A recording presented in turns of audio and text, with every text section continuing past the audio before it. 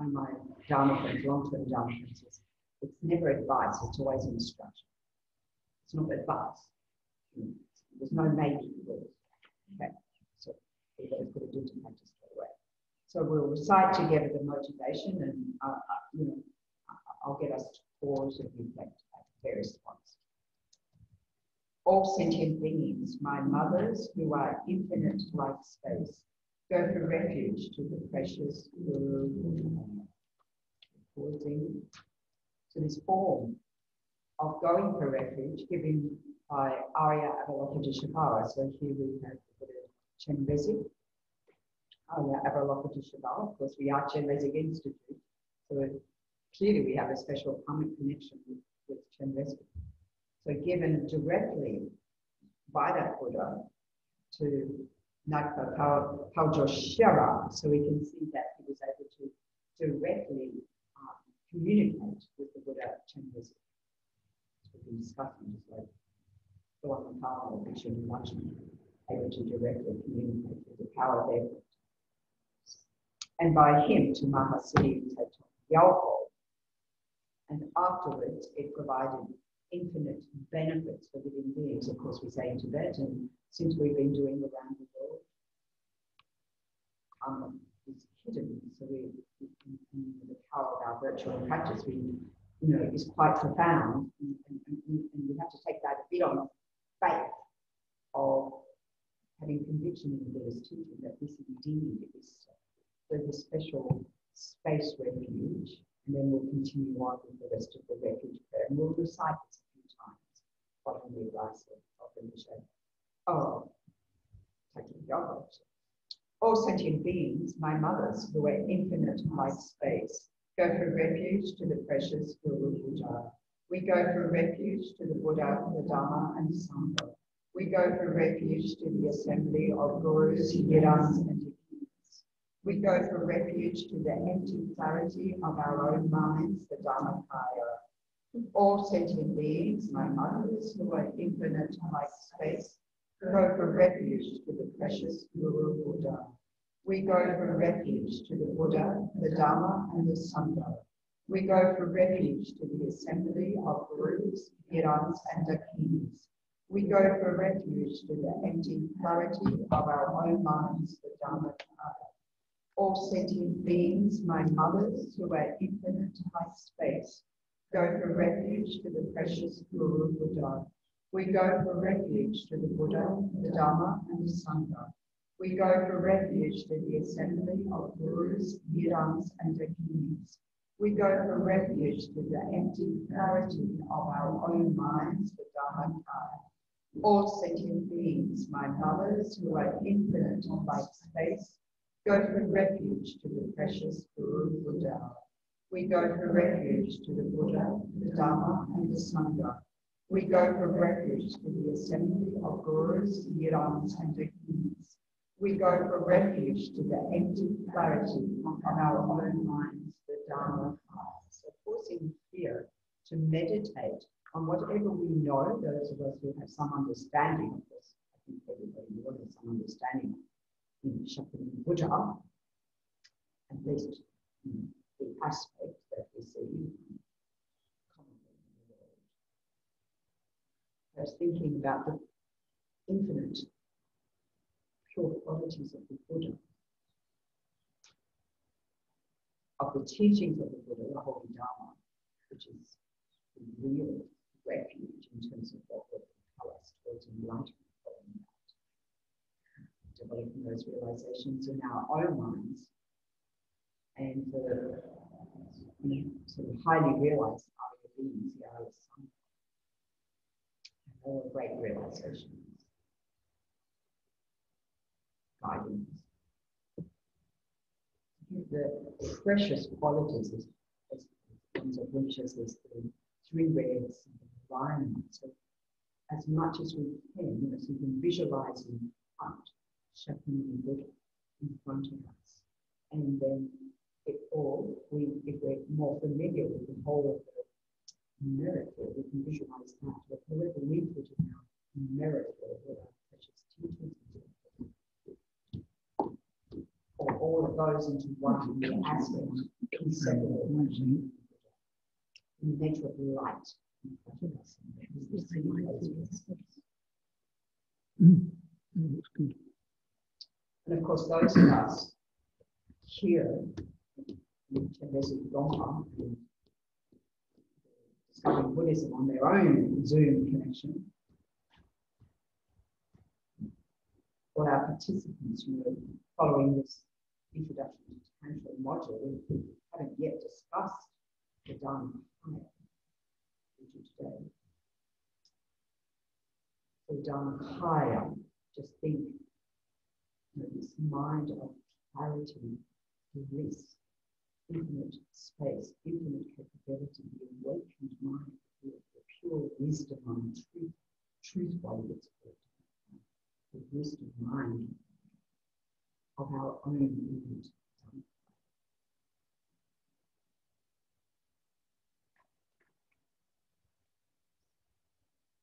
We just do whatever we can, whatever we understand of that right now. So dwelling our mind in this boundless space.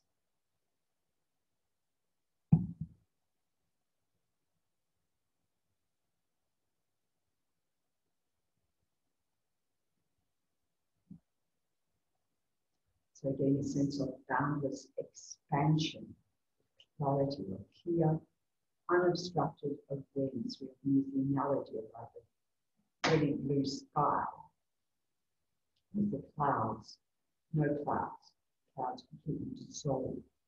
They are in the nature of mind, the thoughts and emotions and so forth, the mental moments of the they are in the nature of that, so they can dissolve that into and do into that space. To remain in that state of pure awareness for a little while.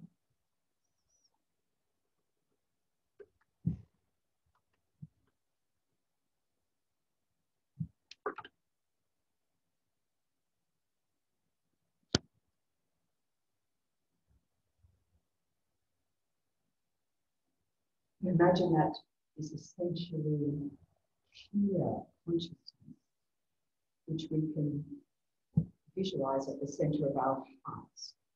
Takes on the aspect of gently radiating white light, blissful, radiant, as brilliant as 1,000 full moons, clear sky. This white light in the nature of loving kindness, of the mind of altruism, infinite compassion towards all beings, heart of desire for all beings to be free from suffering. Can't bear to see it, just like the inspiration of Chenrezig, not being able to bear the tears, seeing the suffering. You can think of those, which is everybody in the world, this virus, this pandemic, in whichever ways. We have people we particularly wish to pray for, hold them in our hearts. I think we can hold in the hearts of the people of all the world, and particularly those countries and those areas of countries that are particularly affected. You see that impermanence, that at any moment that can change. Different hotspots.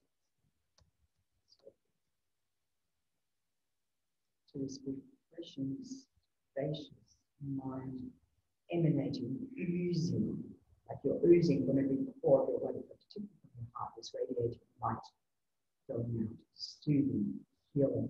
At the same time, we can visualize Arya Chenrezig, the Buddha of compassion, above our planet, of all other sentient beings, also in the nature of light, sending down healing nectar and light.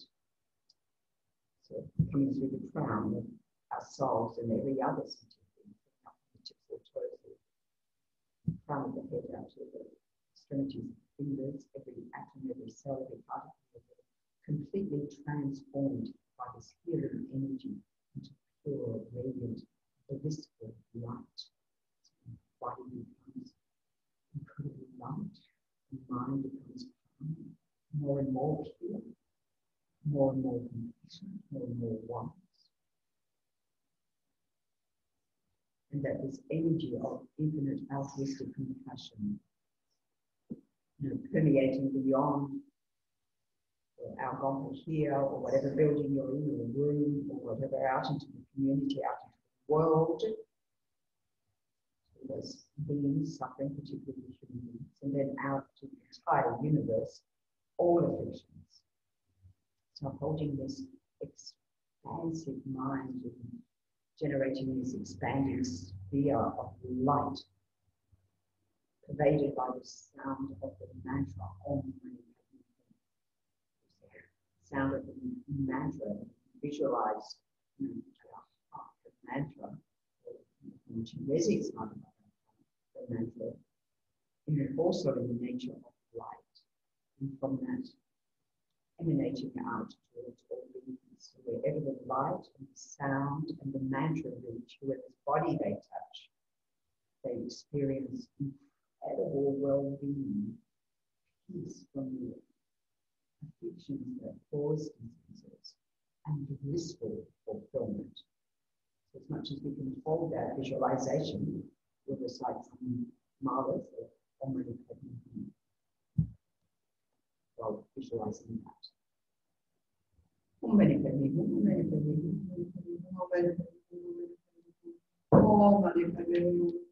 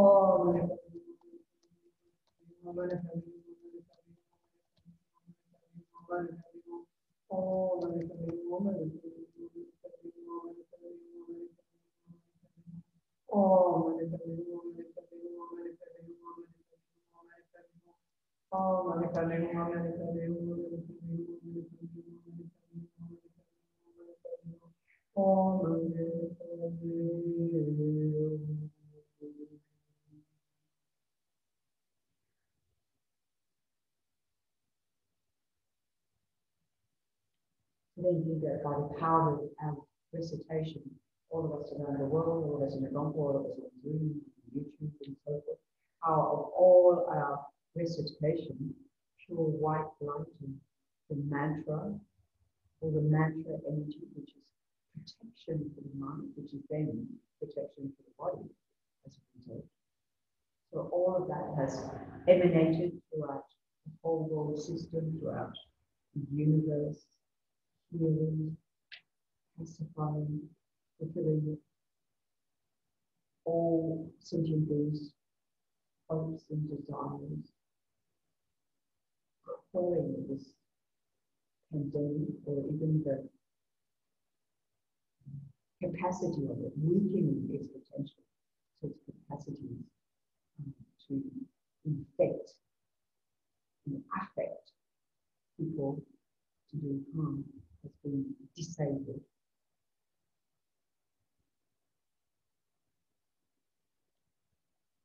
And then all that light energy that we radiated out in the mantra, all coming back to our heart, abiding there.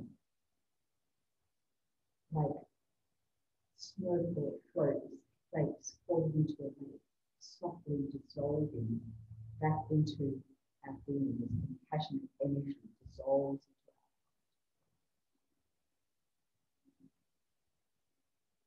heart. And then also Chenrezig, that whether we visualize one arm, two arms, 4 arms, 8 arms, 1,000 arms, maybe you visualize one. So Mr. Dalai Lama, whoever represents compassion, you just make of light that dissolves into light. This will bodhicitta, awakening mind of enlightenment, pure, altruistic compassion, dissolving through the crown of your head and the crown of all those sentient beings you visualized around you, which they can join you at the heart. And through that, you experience infinite bliss, inexpressible experience that from your heart pervades your whole being and the beings of all others, completely blissed out by this altruistic energy of pure compassion towards all beings, particularly in this world. You feel that heart, that ability, that inner wealth resource.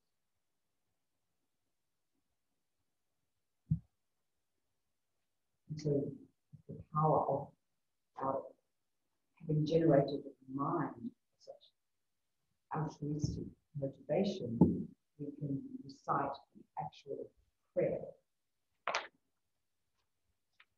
May all the diseases that sadden the minds of sentient beings that result from karma and temporary conditions, such as the harms of graha spirits, illnesses, and delusions, not occur in the realms of the world.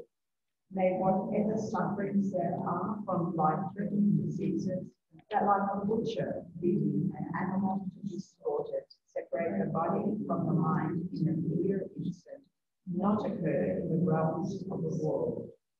May all embodied beings be unharmed by acute, chronic, and other epidemic diseases, the mere sound of whose names terrify beings, as though they had been placed inside the mouth of Yama, the Lord of Death. May all embodied beings be unharmed by the 80,000 classes of interference, the 360 evil spirits that harm suddenly, the 424 diseases, and so forth. May whatever sufferings there are due to disturbances of the four elements, depriving the body and mind of every happiness, be totally pacified. And may the body and mind have radiance and power, and be endowed with long life, good health, and well-being.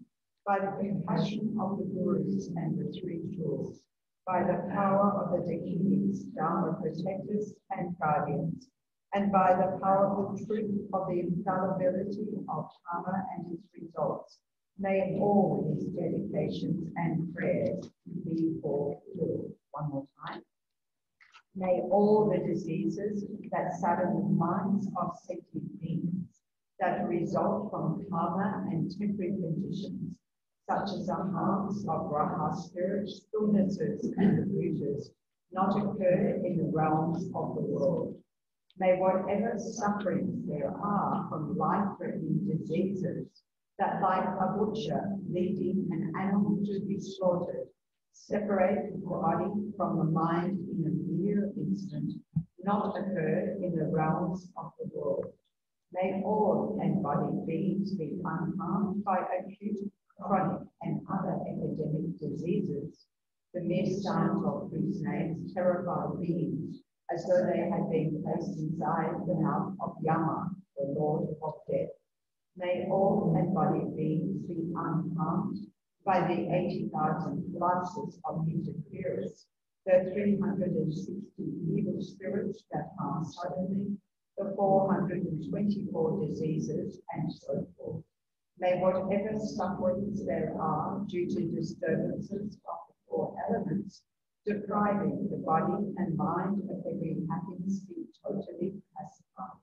And may the body and mind have radiance and power, and be endowed with long life, good health, and well-being.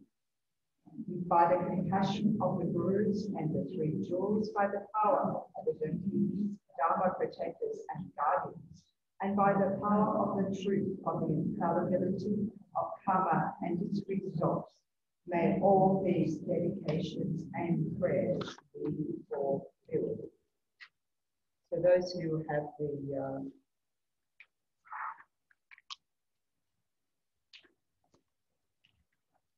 tree prayer book that we're using here, we do the final dedications for this whole 24 hours of the Therathon on page 321. So all the merits accumulated worldwide by everybody engaging in the past 24 hours and all the previous times, and all the merits accumulated, all the virtue ever accumulated, past, present, and future by all beings, ordinary beings, Arya beings, Buddhas, Bodhisattvas. Dedicate all that. May the precious Supreme Bodhicitta not yet born arise. May that arisen not decline, but increase more and more. And praying, as it says in this, it said in that prayer, for the long lives of our precious gurus.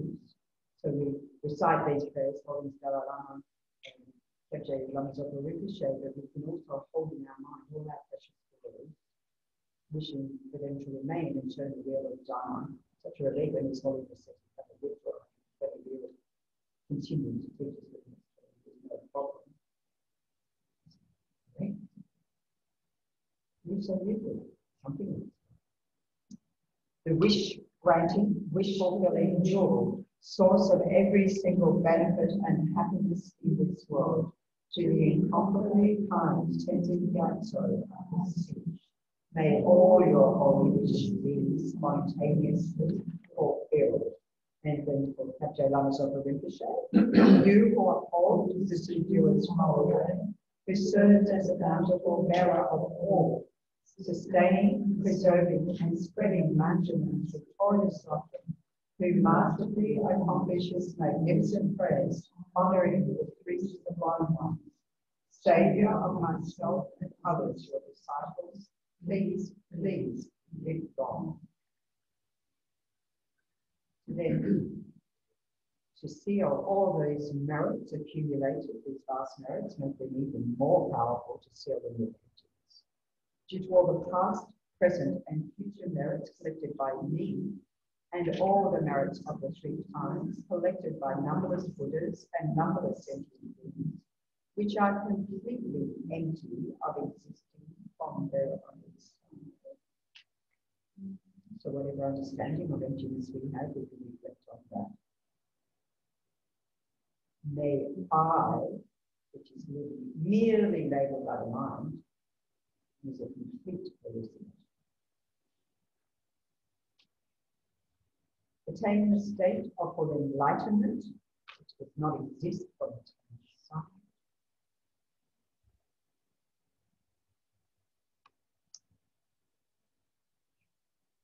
Indeed, all sentient beings which exist in me name,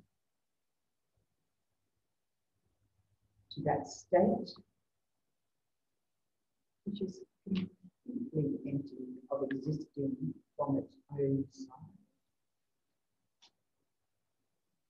By myself alone, who is completely empty of existing from my own side, merely labeled by the mind, total hallucination.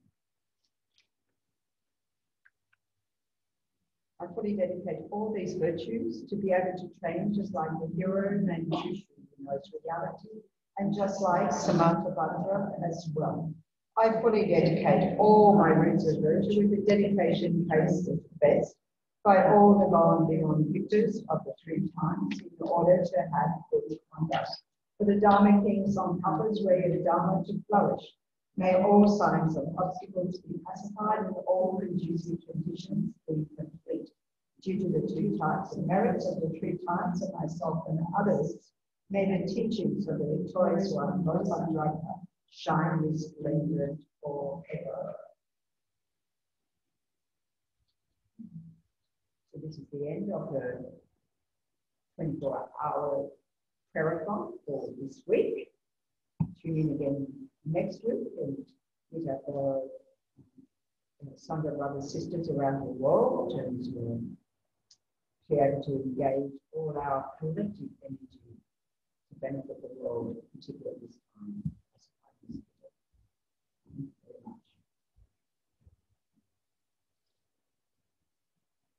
you very much.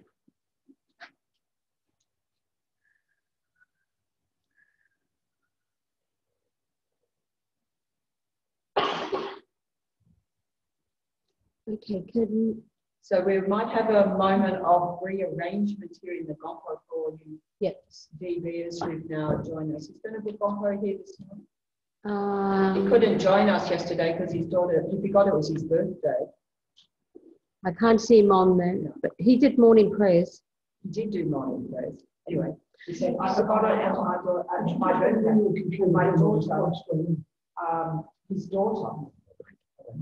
his daughter took him out for breakfast. So he couldn't zoom in. I had another. So everybody, I'm just going to mute and stop the video, but not the session. And we'll just be a couple of minutes just moving stuff, okay?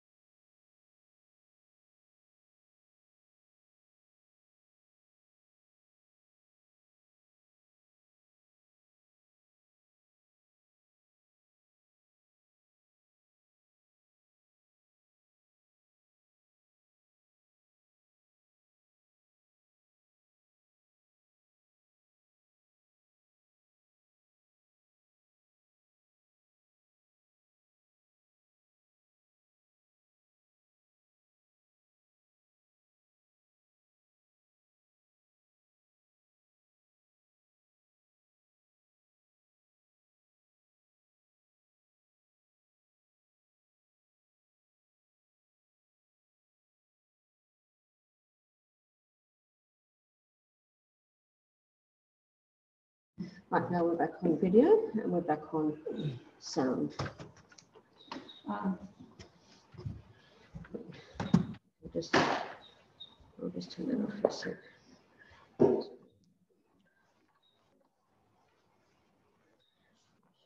Just for a moment, let's just. If you heard I'm not sure if you heard the meditation part of incorporating skillfully, I thought, some of our module here into that but that you might be quite, you know, sort of incorporating some meditation in relation to Chenrezig, and our own innate compassionate mind, and sending out the light towards all beings and so forth. And I think then when you engage in the practice, rather than just, oh, what prayer are we doing now? You're doing it not just with the ordinary mind, you're doing it with much more power. I hope you had a little bit of experience of that. Anyway, the more we do, and there's more, it gives meaning. So this can show you the power, potential, the power of Tantra, anyway, to be able to do like that. Okay. So then we here have some chai, and so we're going to do the offering prayer. If you have the retreat prayer book, it's on page 221, and again, making offerings. So some of you are quite familiar with this, especially those who, is Kate here? Oh, we have to get back together about the establishing a daily practice conversation. But that module where we looked extensively, we're going to look a little bit if today, maybe at the 7-limb prayer again, just a little bit. But that when we make offerings, you know, we talked yesterday a little bit about frustrations, making offerings, we have offering prayers to purify them, increase them, and transform them into nectar, because, you know, we want to offer the best offerings to the Buddhas, to the Gurus.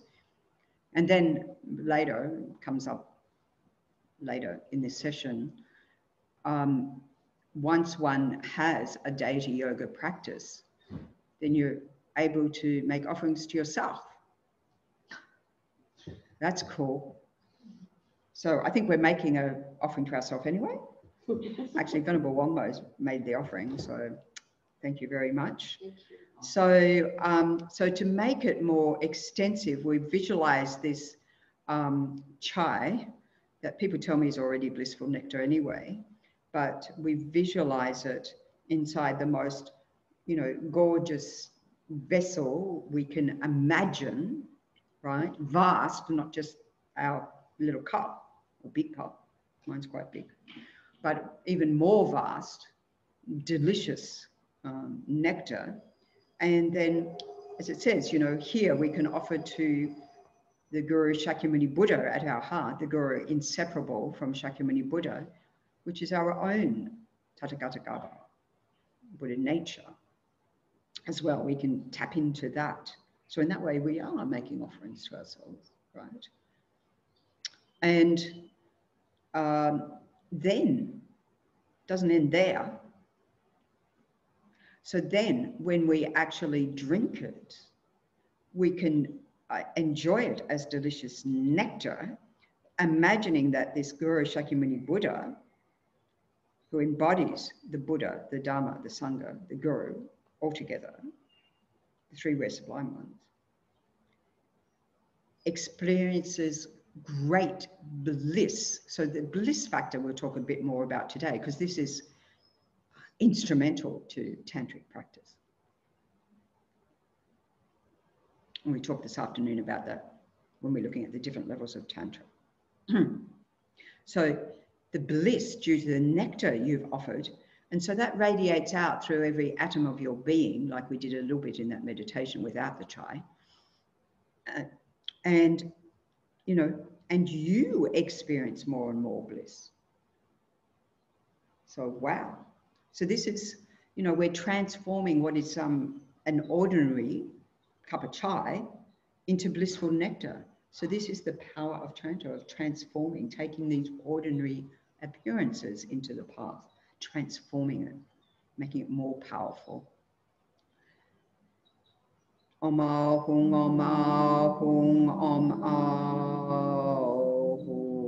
The Guru is Buddha, the Guru is Dharma, the Guru is also Sangha. The Guru is the creator of all happiness. To all Gurus, I make this offering. And so you can see, making this offering, this is the traditional way to make the offering if you can.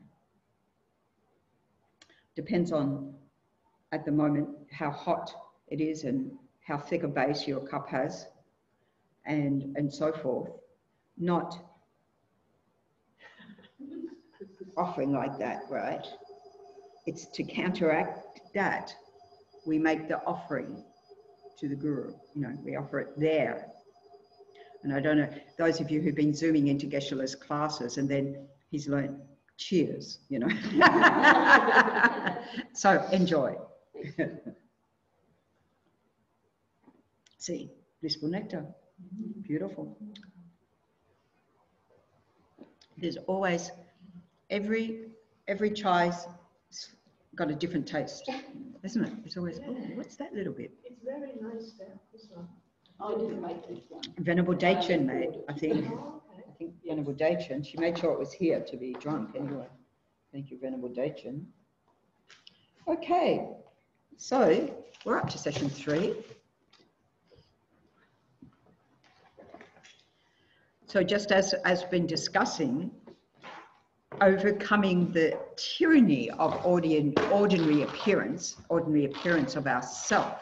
So these titles for all these sessions really all come from Lama Yeshe's Introduction to Tantra, just saying, by the way. So we're following according to the introduction that Lama Yeshe has laid out, right? So, as Lama Yeshe said, according to Buddhist Tantra, we remain trapped in a cycle of dissatisfaction, which we've heard. We've heard that already when we're looking at samsara and nirvana, when we looked at the 4 noble truths, so forth. But why? Because our view of reality is narrow and suffocating, especially our view of ourselves, as we discussed a little bit yesterday, holding on to a very limited view of who we are and who we can become. So we have this, as he says, you know, oppressive self-image. You know, we have this low self-esteem that, of course, when His Holiness the Dalai Lama first heard about this concept of low self-esteem that the Westerners were talking about, and he was talking to the top scientists in the world, he threw his robes over, you know, upper robes over his head and cried. Couldn't believe. He says, why would you do that to yourself? So, you know, these feelings of hopeless, inadequate, or as Lama Yeshe would say, the disgusting laziness of I can't.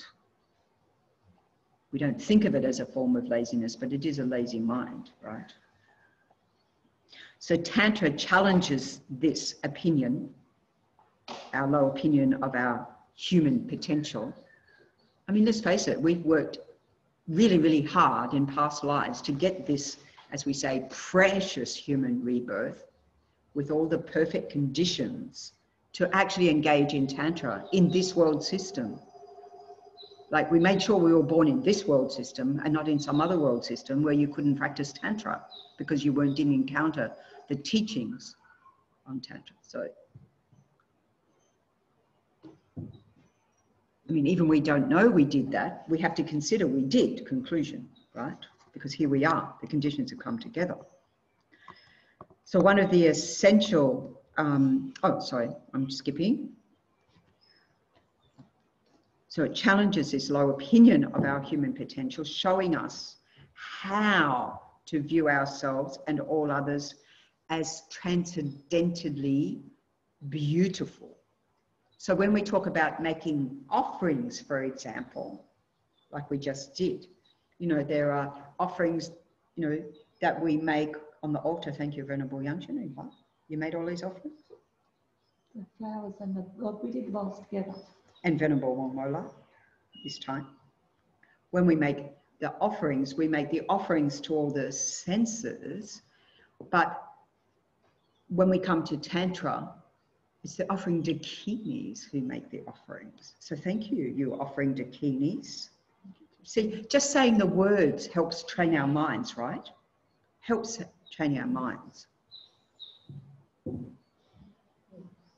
You know, when I was at Vajrayana Institute, I would call myself the occupational health and safety, or no, we say workplace safety, isn't it? Whatever the right terminology is. And so instead of saying the naggy one, we say dakini. And here, you know, when we're in COVID lockdown, and I was saying to people, you know, don't hug, don't come close, don't do this, don't do that. It wasn't me being bossy boots, although some people do react like that. I mean, maybe I was being bossy boots. No, you were caring for. I was caring, yes, thank you. Out of caring concern, you know. So as a way to practice, and it's just like, I'm the COVID dakini, even though I'm not the pandemic officer, pandemic, that's Steve. He's the pandemic officer. He gets going around, he's Steve now. Yeah, anyway, he hasn't come and checked up on us this weekend, so I guess we're doing okay. Okay. So we transcend this. In fact, we use this, gods and goddesses, we can say dakas and dakinis. So the blokes are dakas and the females are dakinis. Or you can switch, I don't know. You can be either. I mean, the form is a mere body, merely labelled.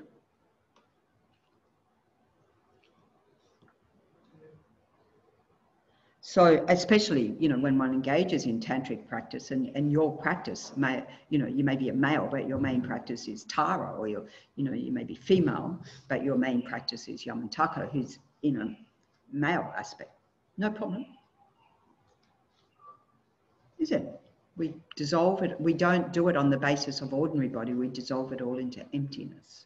So it's not like we're sticking something on top of our limited view of ourselves. It's not that, okay? So we dissolve all of that. One of the essential practices at all levels of Tantra is to dissolve our ordinary conceptions of ourselves. So this is, I said dissolve into emptiness, and this was a question that Florin raised yesterday. I point here, even though there's emptiness of Florin here right now. I hope you're well. Because Florin's been coming to absolutely almost everything, you know. So anyway, I hope he's well. Anyway, so we dissolve that ordinary conception of self, and on that very spot, from that empty space, where our concepts about ourselves, which are limiting and putting ourselves down, have dissolved. In other words, we've let them go. We can arise in this, like we just did in the visualization, a light body of clarity, you know, tapping into this pure, clear, innate, clear light nature of mind. And then when we have an empowerment, we have permission, as they say, to ourselves arise as the deity, but not having yet had an empowerment, as I mentioned yesterday. We can do this already on the basis of Shakyamuni Buddha. And in fact, if you follow, actually a good preparation is all of the deity meditation, say in how to meditate. So there's Shakyamuni Buddha, there's Chenrezig, there's Tara. I'm not sure if there's medicine Buddha. Don't think so. But, you know, even, you know, we can you can engage in those practices, which are really, really good preparation for Tantra. So, of course, when you don't have an empowerment, so other than Shakyamuni Buddha, you visualize in front or above the crown of your head. But if you think, I've got Tara guiding me, and you've got all light coming down, action, woman. It's very liberating for your mind. I mean, she is called Tara the Liberator, but it is very liberating for our mind, right? To just like when we did that, you know, visualization with, very brief visualization with the Thakton Gyalpo prayer of Chenrezig, you know, and you think, wow, that empowers the practice. That's what an empowerment is. It makes us feel more powerful, more capable. That's the whole point of Tantra, because we want to do it more quickly, and it doesn't do that, right? Okay, so when we have the empowerment and can arise in the aspect of that deity in a light body, this is a manifestation of this innate clarity of our deepest being, of our, and pointing to the sort of chitta mind. This is not the mind, but where we hold that, the heart chakra. Chitta also means heart, you know, means mind, means heart. So we generally think here, holding that in our heart. As Lama Yeshe said, it's a simple truth that if we identify ourselves as being fundamentally pure, strong, and capable, you can have those, train our minds in that without having an empowerment, right? I am fundamentally pure, strong, capable. Then what happens? We actually develop those qualities. So we already have this in the practices of Lojong, of mind training, we talked about taking adversities into the path, transforming problems. So we're well familiar with processes to be able to do that, to focus on our positive states of mind. This is why, another reason why that whole, you know, sort of aspect of training in bodhicitta through the 7-point cause and effect and through equalizing and exchanging self with others, Tonglen practice and so forth, you can see that makes our mind more powerful, all the bodhisattva practices. So this is, you know, as we were talking yesterday, foundation for here. So it seems that it's more possible.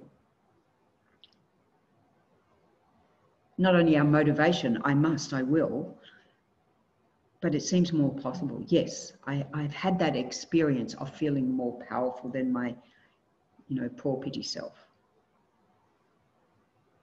Okay, Lama Yeshe said, it's a simple truth. We identify ourselves as being fundamentally pure, strong, capable. We will actually develop these qualities.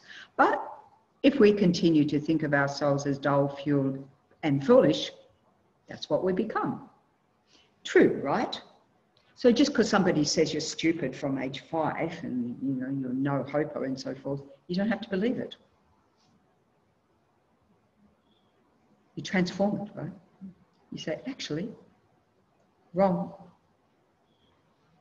So we see this in any aspect of life conventionally. You don't have to have a Buddhist belief to see that.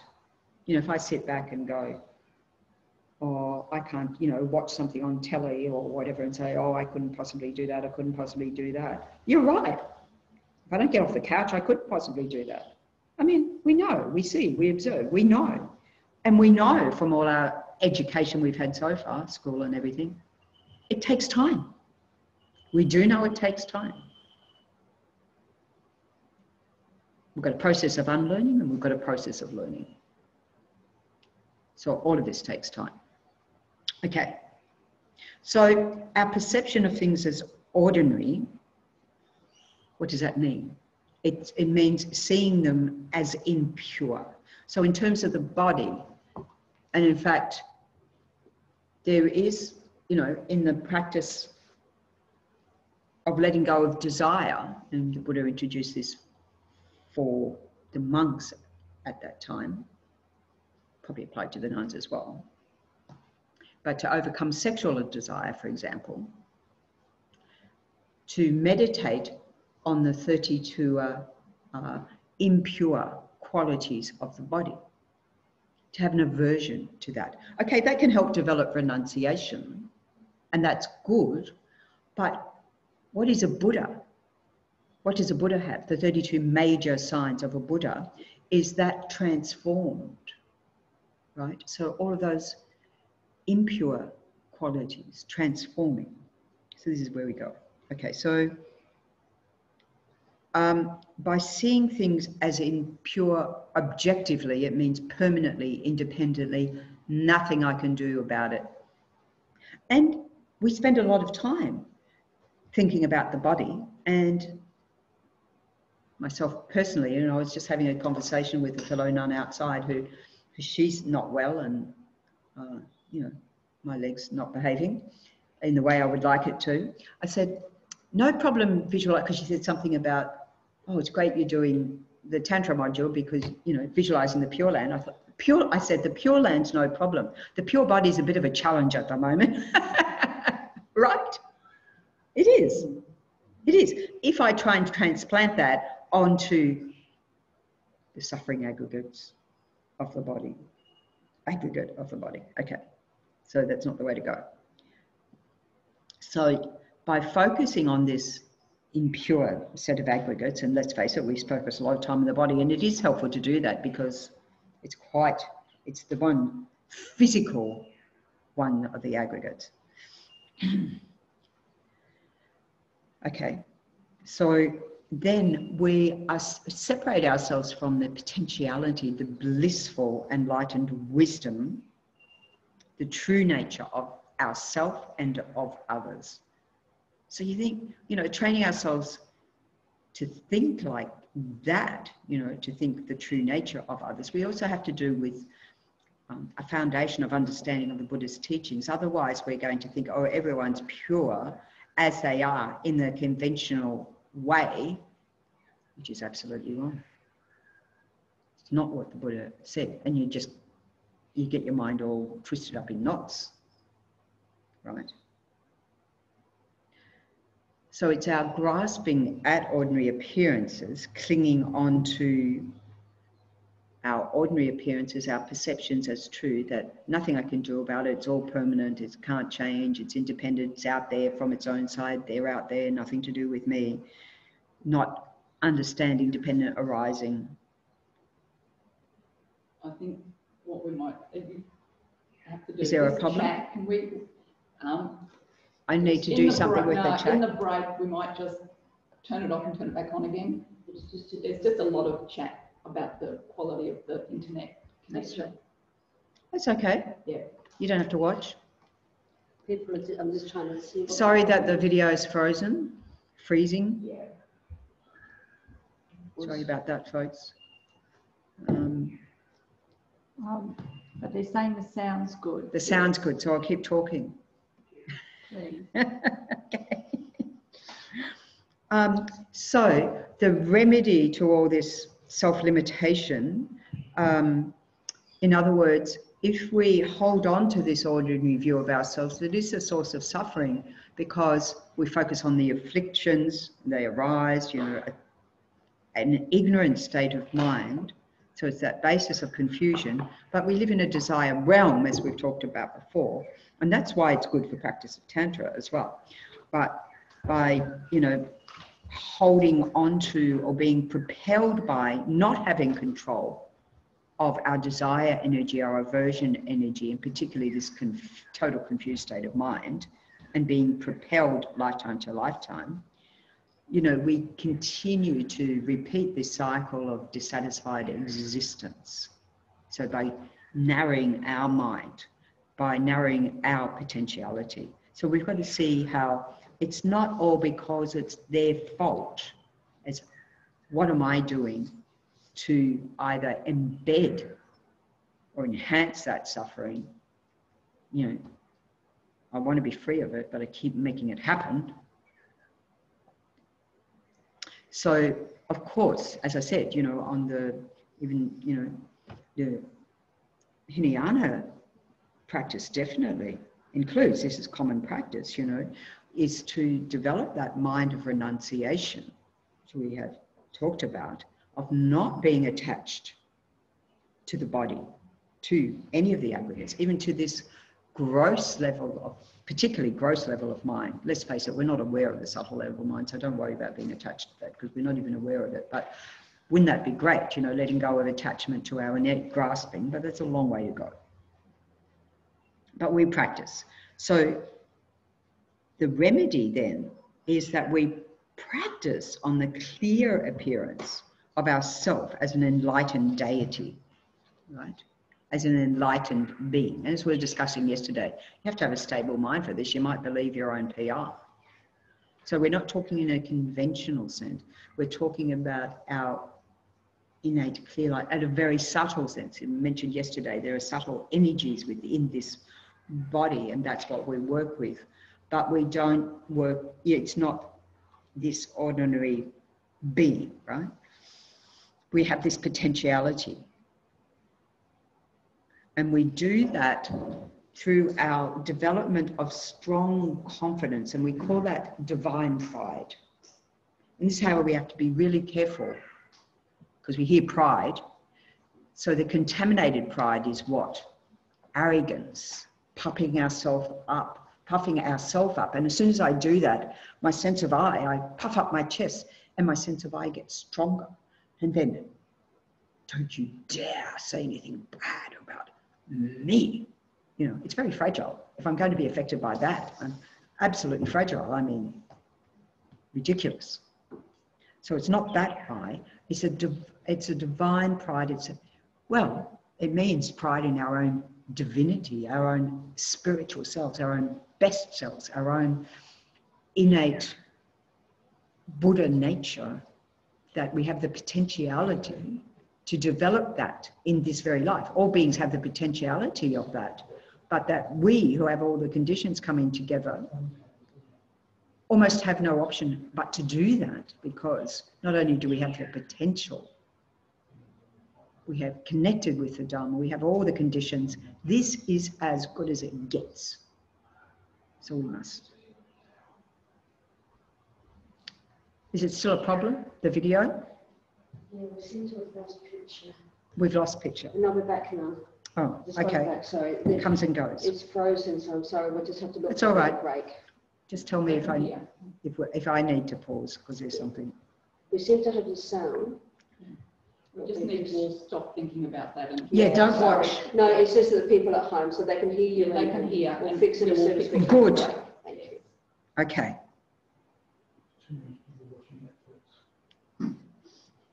Yeah, it's Sunday, you know. We have improved our Gompa internet because, you know, it's been a challenge for everybody in the world this time, isn't it? Anyway, we do what we can. Sometimes the sound stops as well. This is Ingrid. Does it? Yeah, I know, I heard. Oh, and Virginia said that as well. Does it, okay. Okay, we're going to look at it in the break time. Maybe we'll Yeah, take we're going to do a big We swap could of take all the the break equipment. earlier. all the We're going equipment. to switch over. Should we take a break now? Even though it's a sort of funny time, I'm in the middle of a sentence. Up to you. Should we take a break now, folks? Is it unbearable online? Tell me. I'm just wondering what I miss. Been problematic for the last Sunday. So the other thing is to reset. They can still hear you. They can still hear. Okay, I'll go on a little bit longer and then we'll reset everything. Okay, they're going to reset when we have a break. So I hope you can hang in there. If it gets too unbearable, say it's too unbearable now. And then we'll... You're never unbearable. No, No, the no, technology. I'm not talking about... We're talking about divine pride. We're not talking about ordinary appearance here, okay? Okay. So, this aspect of divine pride, seeing yourself as an enlightened Buddha, as I say, only when one has the empowerment, just describing. And we emanate a universe, as we talk about a pure land, a Buddha field, the mandala of the particular, every particular deity has its own, we say mandala, as we said yesterday, celestial abode. So, you know, when you take an empowerment, and maybe with some of them, even nowadays used to be, not even nowadays used to be, like the Kyoto monks and others would go around and I mean, my sister was in Lismore and in the shopping centre making a sand mandala. Oh. Actually, in my mandala bag, because they gave that to her to give to me. Do you want it? No, it says Kyoto Monks Australia. Oh, okay. But anyway, so they, yeah. She said, I'm with the Kyoto monks, they know you. And I said, yeah, I know them. At the time, they've all gone back home now. So anyway, there are different monks coming, but So there are public displays because it's very artistic, and they're made of sand, right? All coloured sand. And that, as I said yesterday, if you don't have that empowerment, you can't see that mandala. So it's a universe, it represents a whole universe. And then if you have that empowerment, you learn about all the beings in there, all the holy beings in there, all the Dakas, Dakinis, all the Dharma protectors, everybody who's in there, and what everything represents. But you can't learn that unless you take the empowerment. And but we can, in the meantime, transform our view of our environments. This one's not easy to transform a view of, but I find, because, you know, we're in a bush, we're in a retreat setting, it's quite peaceful, quite calm, Chenrezig's abode. But some environments are a bit more challenging, you know, so we can practice that, you know, transforming those as well. So this mandala, so it's usually like a circular drawing. So, you know, Chenrezig has a mandala, and Manjushri has a mandala, Tara has a mandala, and so forth. They all have their particular ones. So, as I said, it can be made of sand. And what happens at the, you know, end of the empowerment, they dissolve it. So you say this beautiful piece of art, that's why people like it, them doing it in art galleries, because it looks so beautiful. But it's quite a shock when you see suddenly it's gone, no longer exists, because it served its function for the empowerment. So it can be made in sand, it can be drawing, it can be on tankas, images. We use, when we do the money retreat, we use photocopy. Photocopy is good, right? Colour photocopy, I mean, spare no expense. They can be done in all different forms, and as we said yesterday, you know, it's the offering of a pure universe, a simple one where we, you know, use the gesture of our hands, Mount Meru and the 4 continents. I mean, His Holiness the Dalai Lama always says, you know, there's no Mount Meru on this world, don't go looking for it. But then other people say, oh no, yes there is, it's Mount Kailash in Tibet, which is interesting because Mount Kailash in Tibet has a great power for not only Buddhists, but for, I think, Jain, Hindu, there's a few different religions, and it has a huge significance for, of course, as Lama Zopa says, it's one of those power places people are attracted to because of the spiritual power of the place. Anyway, so we don't, again, just like with the body, we don't try and stick a pure body onto this limited, contaminated aggregate of a body that is subject to birth, sickness, aging, death. It's a transformative process, and really got to do with the subtle body and the subtle mind.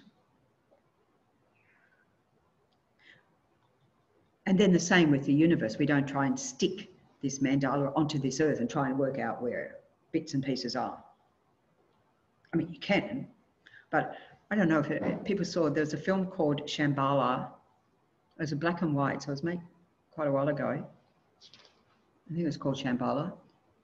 Or was it Shangri-La, Shambhala? Oh, yes, another one, yeah. Was it, which one was it? Shangri-La? They have a plane crash. The plane crash and they come to Shambhala. And they asked this Lama, can you take us there? Oh, sure. And he just takes them for a walk. I mean, if you want a pure land, Willistu, you know, sort of thing. They did a long trek to get to somewhere. I can't remember. Anyway, it was good. We'll have to find it again. We'll have to have a watch. Yeah, we can do our own commentary. Sorry, but if you watch a movie with me, you get my commentary. I'm so sorry about that. Haven't watched a movie for a long time. It's probably a good idea. Okay, so the mandala has, you know, it is an abode. It includes, like, usually there's a fence, there's an iron fence to protect, or a fence of vajras. We talked about how vajras are indestructible, and a fire fence, and, you know, all of this sort of thing. So, and everything, so protection. So this is transforming our sense of the abode. And the deity within that, or the enlightened being, the divine person, is in the enlightened mandala. So by engaging in this practice, it does ripen the seeds that we receive during an empowerment. So by doing those meditation practices, and you say, well, you know, I didn't understand a word of what was going on, and I don't really know if it's ripening anything, but by familiarity, just like all of our practices over and over again, and learning what the significance of each of what these are. So here we have all the representations of the deities, and every single aspect, like we've heard with Shakyamuni Buddha, every one of those aspects of the face, the body, the garments, and so forth, represents something. You know, so Chenrezig has all these necklaces, armlets, bracelets, anklets, whatever. They're all, we visualize them in the nature of light, you know, blissful, radiant light. And they all represent realizations of Chenrezig. So you learn about these things. You gradually learn more and more about that. In fact, people, you know, the Thangka painters, I remember when I was at Chenrezig, I am at Chenrezig Institute, when I was at Vajrayana Institute, and of course people come in and they want to know, what's this one about? What's that one about? Can you tell me about this? Can you tell me about that? So I went to Geshe Samten and said, asked if, you know, Venerable Yeshe, who was there, can he give an explanation of all the Thangkas? And Geshe just looked at him and he said, people become expert in one deity, not in all of them. So, but we do have the great fortune, as I was saying, you know, Andy Weber's doing these trainings, and the meditations are quite profound. Like, I'm not an artist, and I'm so far have not, in my own mind, overcome the hurdle and the advice that I heard from Geshe Samten, that unless you can do a pure form with your writing, drawing, better not to do, you know. And so I think it was a personal advice, because I am so bad at the 2D. I'm good at 3D. 2D is a bit of a challenge for me. Anyway, so what was I going to say there? But the meditations, I love, they're so detailed, and it's like the meditations, these actual deities come out of the realizations of those holy beings who did have a direct connection. Okay, yes. Is there any correlation between what's on the Thangkas and the mandala for that deity? So is it just kind of a select little piece, few pieces of the mandala that go onto the... It's not a select few, I wouldn't say it that way, a select few pieces of the mandala go onto that. Although we do, not that we can talk about, but there are body mandalas. So, and there is a process of seeing the whole body as a mandala as well. That's all I can say about that. So it is elaborate. And of course, at the end of the day, you're seeing the mandala, the deity, the mantra, the guru, ourselves, inseparable, right? Okay. So, as it says, you know, it generally has all these different dimensions, the celestial abode, palace, decorative objects, protected boundaries, or the members of the retinue, so the others who live there in the celestial abode, the family, right? And it's amazing what you can do with a mind of pure faith. You know, I always think back to when we have our prayers, LC 16. So Guru Puja, Lama Chopa, is itself a deity practice, you know, Guru Yoga practice. And even we haven't got empowerment. So one can do this. You don't have the highest yoga tantra. So at times when there's a pause and there's meditations, and we don't talk about what the meditations, although Lama Zopa does give a bit of commentary, you know. And one can't indeed get a commentary on the Guru Puja, on the Lama Chopa, unless you've had highest yoga tantra empowerment. So it's limited in what, but nonetheless, as Geshe-la said, you know, by reciting in Tibetan for beginners, it's getting the blessings of those tunes that come down through the lineage, that come from the realizations of these beings, you know. So it's quite, you know, this is why we use the word empowerment, isn't it? So LC 16. 93. Thank you. Page 93.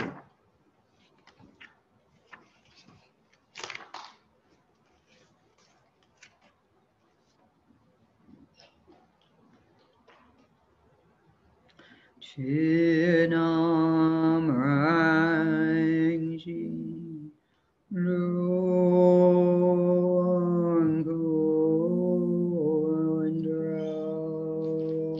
So I'm not going to recite the whole thing because it'll take up the rest of our time.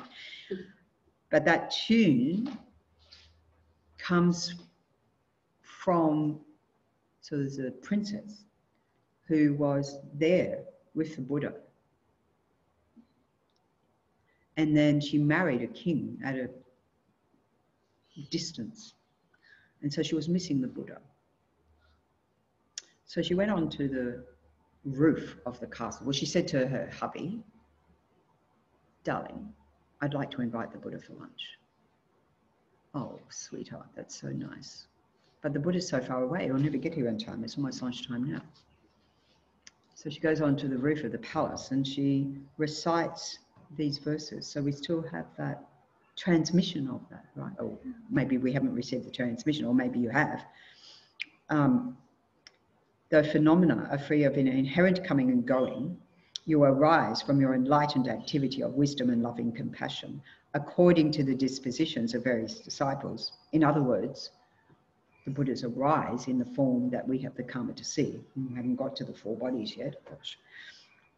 Holy Refuge Saviour, please come forth together with your retinue. So she's requesting him to come, the Buddha to come. Source of complete goodness and excellence throughout the three times, root and lineage gurus, yidams, three sublime ones. So saying that the Buddha is all of those, all of the gurus, or the yidams. The yidams is the deity, the meditational deity. Three rare sublime ones, hearers, darkas, dakinis, a host of Dharma protectors and guardians. So that's all the abode, all the entourage in the retinue, in the mandala. By the power of your compassion, come forth and abide steadfast. Well, she chanted that, and indeed that happened. Buddha rocked up along with the whole retinue. We're here for lunch. I probably didn't say like that, but responded to the request, to the power of that. So I love it. I just think, oh, well, you know, the Buddhas are here, they say. It's only us who see them as far away or our obscured minds. But wonderful, isn't it? So, okay. So there's a lot, I mean, one can elaborate a bit more about the mandala. I think we went into some detail about this when we were, not from a tantric perspective, obviously, when we were doing those who were doing the establishing and dating practice, and we looked at mandala offerings. So we have the, I won't show that right now, but you know, we have the sometimes 3 tiers, 4 tiers, 2 tiers, 37 heaps, 23 heaps, 7 heaps, mandala, which we use rice and jewels, or as Geshe-la said, whatever grain makes your mind happy, because we're visualizing that not as rice and ordinary jewels, but we're visualizing it as a celestial mansion. And if we, those who have an empowerment of a particular one, will do their best, you know. But even without an empowerment, you see, if you read through in English what all those bits are, right, that you're building up, and then you read about what they all mean, then you can see you're building up your familiarity with the mandala. So much we can do without any empowerments whatsoever. It's wonderful. So The practice of enacting such a divine personality within an enlightened mandala ripens a seed sown during the empowerment, so that it will eventually, it does say eventually, it doesn't say quickly, although Tantra is the quick path, become a reality. So this is, in the lower Tantras, this is called yoga with signs. So don't worry about the technicalities. In highest yoga Tantra, it's called the generation stage. So in other words, you're visualizing yourself as the Buddha, you're visualizing that deity, you're visualizing yourself in the mandala and so forth, and the entourage and everybody else and all the bits and pieces. If you can visualize all the bits and pieces, wow, it's very, very elaborate. And these bits and pieces, of course, are usually hidden from those who don't have the empowerment, as I said, but I thought about, pause, try. So it's the sort of practice that you build up gradually. It's not all going to happen for you straight away. You go. No, the practice will not. I mean, it depends on the purity of your own mind, but generally. But in general. Generally, you build up over a very long period of time. And if one does, for example, just mentioning a mandala retreat, having a certain number of mandalas as a commitment to do, that enables you to familiarize with at least with the concept, even if you haven't got a particular deity, at least with the elements that when we offer the mandala regularly, the 37 heaps, you familiarize with that. Okay. So, yeah. So these are all foundational.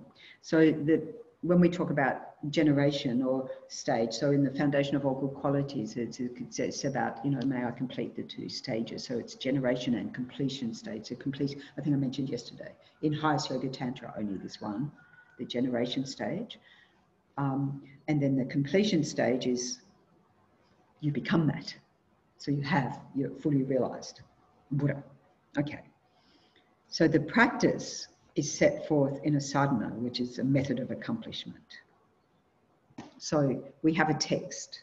So I can say we have like this text of, it's not the same thing, but we have this text of Lama Tsongkhapa Guru Yoga. So without an empowerment, you can do that. They all have similar, what we say, preliminary practices. So in that one, we do refuge and bodhicitta. We do it's down there somewhere, but I'll put a few things there. We have in this one, creating the expansive mind of bodhicitta by reflecting on the 4 immeasurable thoughts, the 4 immeasurable minds, and so forth. And we have meditations along with that. So that's all preliminary. And as we said yesterday, purifying the place. And when we purify the place, and we've got doing an elaborate, say we were doing a retreat on this one, then we would familiarize ourselves with that elaborate abode, Tushita, and so forth. And so we'd read the commentaries if we had the empowerment, because then you can't. Anyway, so, and then invocation, similar, that was an invocation. She asked the Buddha to come and along with the retinue, and so there's a similar sort of thing. And then this one goes through the 7 limbs, 7-limb prayer, which we talked about before. So, some of us talked about before. So it's a sort of familiar, it becomes a familiar, at least structure, right, for your practice. And then you'll have the specifics of the particular deity and the particular visualizations that you do. So that comes along. So when you take some tantric empowerments, you might have a commitment to do that every day. Or even without an empowerment, you might have a commitment to do it every day. Just saying. If you received a transmission of this, which is what Rinpoche was, we were planning to and hoping to receive directly from Rinpoche on site in March. But can still happen, online, whatever. Okay. And of course, heart practice. I say because we don't usually talk about what our heart practices are, but Geshe-la talks about it all the time. So I think we can safely assume, shall we say, we don't have to assume that Geshe-Lu is extremely familiar with this practice. It was his request, you know, that I think that Ling Rinpoche offered this transmission back then, 5 years ago, and then and that became the first of our Easter retreats. So then, so that has continued on. Even in COVID, we did it, not Easter, but we did the retreat. So we've managed to do it every year. So we have all these structure around it, and of course you have your preliminary practice, the 7 limbs, and then at the end you have all the dedications and all of that sort of thing. But in the middle, the heart of it, is this process of transformation, that we're transforming our body, seeing as our body as a body of pure light in the aspect of the deity, if we have the empowerment. If we don't, as I said, we view above our head or in front, and that's called front generation. Self-generation is when you have the empowerment and you can, they say, arise as the deity yourself and do the practice in that form. Familiarise with that. So I'm mentioning in particular this because when we do the Nyungne practices, and we will do again, I believe, as I mentioned yesterday, Venerable Ailsa really wants to run them next year. So at that Sakadawa time, so let's do hope that that happens. We're planning for that. All the external conditions. This is why, you know, we have so many motivations to do these tagged on Gyalpo prayers because, you know, we want all the conditions to fall into place for everybody, ourselves included, right? Okay, so we view our body as the pure body of a Buddha, or, as I was saying, you know, if we don't already have that great Chenrezig empowerment for the Nyungnes, we visualize, we do the front generation. And even when it says visualize yourself as this, we still do the front generation, right? But there's quite a lot of, you know, I was looking at it last night in the Nyungne because there's so many aspects. Like we do go through and read through about a little bit about the mandala and all the aspects and so forth. So again, one can familiarize quite a bit without having received the empowerment yet. I mean, it is true that sometimes for Nyungne practices, and it depends where it is and so forth, that one has to have the empowerment first, or, you know, that's really the core of the Lama or so forth. Eva. I can't remember when I hear this, like, is still using Shakyamuni Buddha, we don't need initiation? Yeah, you see, if you look in How to Meditate, and we have indeed done that daily practice on Shakyamuni Buddha, and there's a time when you visualize yourself as the Buddha, because it's the Sutrayana path, you know. So one is able to do that, and that's very, very good grounding, you know, for this. But even without arising as the deity in that form of having the light come, like we did just from Chenrezig, and actually it's the Chenrezig practice, the lower tantras is quite elaborate, you know. There's the mantra going on and things going out, things coming in. There's all sorts of things happening. And this is dissolving all our ordinary appearance, you know. So the thing too is not to get stressed out about trying to hold everything that's going on. It's like, drop that as well. Move on to the next bit. Just have faith, it happened. It's familiarization, you know. I remember getting an instruction from Lama Zopa Rinpoche at one point in time about a particular deity practice, and Rinpoche said, just start with one aspect. You know, start with the, I think it was the eye, not eye. And after a couple of years, I thought, maybe I should move on. Because I might be stuck on that one aspect for quite a long period of time, and I don't know if I've got any more clarity whatsoever. So there are two approaches, you know. One is to get a general sense of everything, and then another one is to focus on particular aspects. So every implement has a meaning, you know, and so we might focus on that. I mean, Chenrezig, I just love that whole visualization of the vase, you know, in the hand, pouring down nectar to the hell realms, you know, pacifying heat, pacifying cold. I mean, you could stay with that forever, right? So, but, you know, then Yolanda might say, I think it's time to move on. You know, a few more elements in there.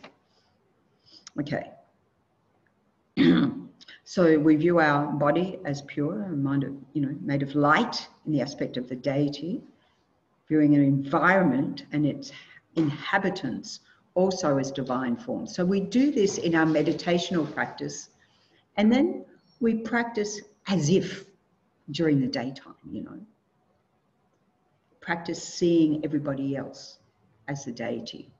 Practice seeing our environments as pure lands, and so forth. So we practice transforming. We view our speech as pure, resonating in the form of mantra. So again, in the Nyungne practice, there's a whole set of visualizations about the mantra. And I wasn't thinking I was going to talk about this. Meditate on different generations of generation, 86.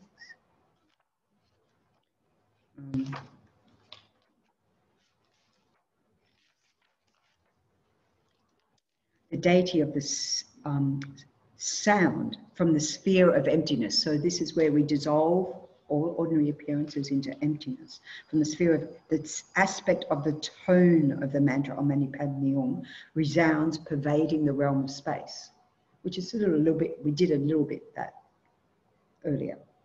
My mind, the deity of syllables, in the aspect of undifferentiable suchness, in other words, the pure innate clarity of the mind, the emptiness of nature of mind, of myself and the deity becomes the Mu Mandala. Oh no, then it's getting too elaborate. Forget that. Gets too elaborate, right? Really quickly. So, but one can read like the commentary, Abiding in the Retreat.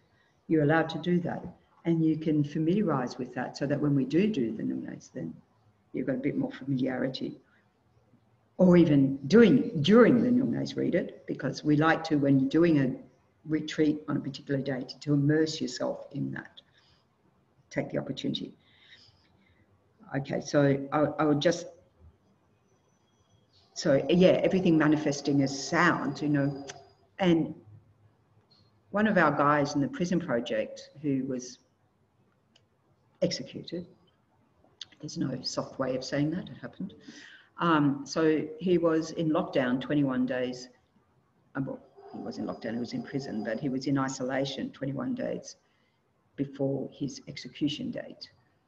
And so one of his mentors would be ringing him up, and she'd ring from the backyard because he'd hear the sounds of the birds, and he'd say, oh, in the Pure Land, the birds sing mantra. So his mind was focused on that. So here he was, you say, oh, that's a pretty tough gig. He's about to be executed. He knows it's going to happen. And all other options have been explored and hasn't worked, right? And so, but focusing his mind on that. He had two books with him, Bodhisattva's Way of Life and Vajrasattva. And only ever engaged in Dharma practice the whole time, because we'd all be ringing him up and it's okay, let's do Medicine Buddha, let's do Vajrasattva. And that was pretty much it, you know. So immersing in that, even without empowerment, right? So that your mind is transformed. That's this. So we view the mind as pure because it is innately pure. So ultimately we're trying to tap into this most subtle level of mind. We'll talk about maybe next session.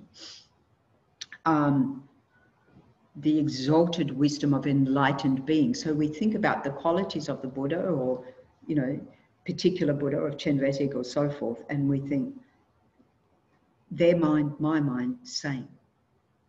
That's what we're working towards. That it's not like, oh, they've got a great mind, I'm hopeless. It's same. So that's what we're trying to merge, our mind with the Guru's mind, with the deity's mind. And this wisdom, so we said in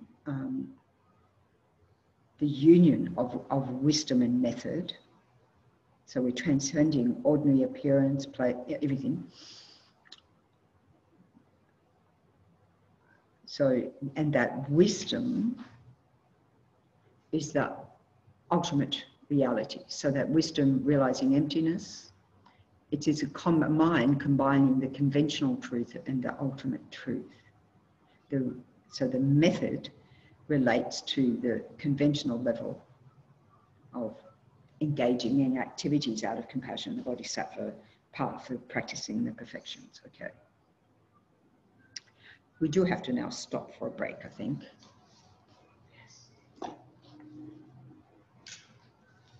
Oh, the sound is frustrating. Okay, we will stop now. We will survive. Thank you, Sarah. And we will reset. End the session, come back here soon, and we'll get it all reset back up. Reset back up. So shall we come back at 10 past? Mm-hmm. 10 past 11. That'll give time to reset and do what they need to do, move furniture, I'm not sure, equipment. Thank you. Okay. They can see me even. They can see you still, yeah? Yeah. Just heading off now. Okay, thank you.